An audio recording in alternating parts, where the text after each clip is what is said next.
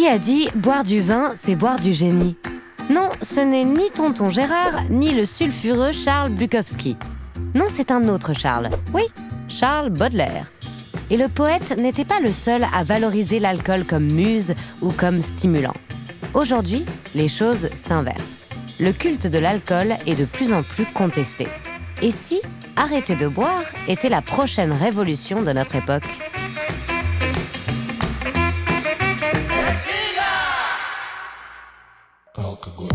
À la télé, en soirée ou au ciné, l'alcool est partout.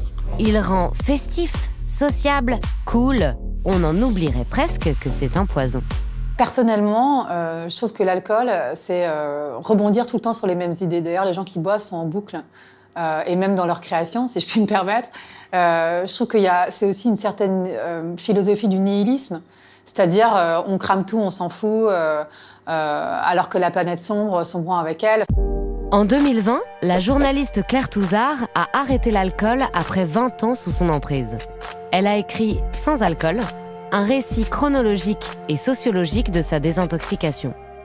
Ici, depuis la seule cave sans alcool de Paris, elle questionne la place de cette addiction dans nos vies. Peut-être qu'à une époque, même pour les femmes, ça a aidé à être sur un territoire masculin. Ça a aidé à emmerder la bourgeoisie aussi. C'était un peu le cas de Sagan, par exemple. Mais qu'aujourd'hui, on a vu aussi les limites de ça et qu'on a envie d'autre chose. L'américaine Holly Whittaker, la française Virginie Despentes ou l'allemande Eva Beringer, toutes ces autrices féministes vantent, comme Claire, les mérites de la sobriété. Près d'un siècle plus tôt, les suffragettes exigeaient déjà le droit de vote pour justement interdire aux hommes de boire et de tabasser leurs épouses. Mais entre ces deux générations féministes, les femmes se sont adaptées à un modèle pro-éthanol, boosté par la pop culture et son mythe de la femme émancipée, qui a bien mérité une récompense en fin de journée.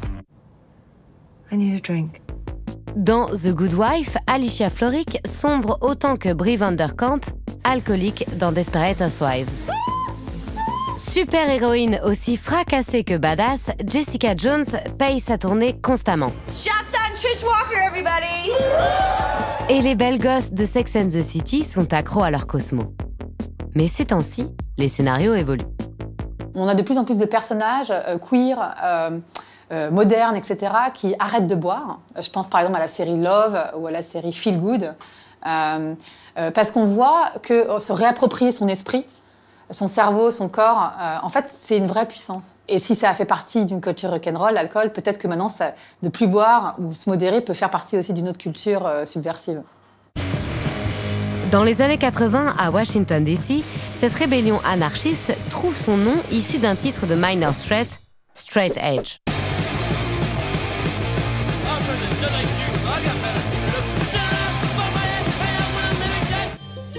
Cette idée est reprise par des milliers de jeunes qui refusent de s'intoxiquer. Certains y ajoutent le combat vegan et une réflexion sur la masculinité toxique. Drug-free, no alcohol, no tobacco, no disrespect to women. They call themselves straight edgers. La promotion de la sobriété fait alors des émules dans le mouvement punk. Par exemple, Kathleen Hanna des Bikini Kill disait « Mais comment vous voulez renverser le capitalisme si vous êtes tout le temps bourré ?» Mais certains groupes basculent dans la violence. Ils font des descentes en boîte de nuit pour tabasser des dealers ou des foules alcoolisées. L'ensemble du mouvement en sortira décrédibilisé.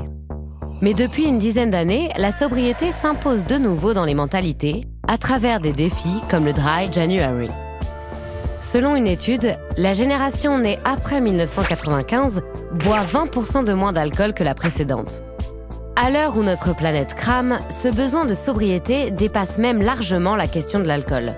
Pas vrai, Claire ? On peut questionner toutes les consommations comme ça. Est-ce que j'ai besoin de 1000 fringues pour vivre ? Est-ce que j'ai besoin...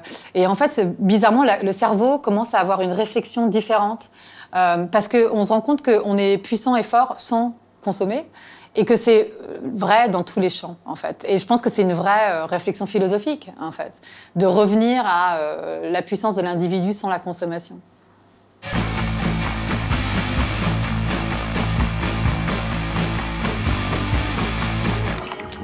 Le Dorlo, dans 20-30 ans, il n'y en aura plus.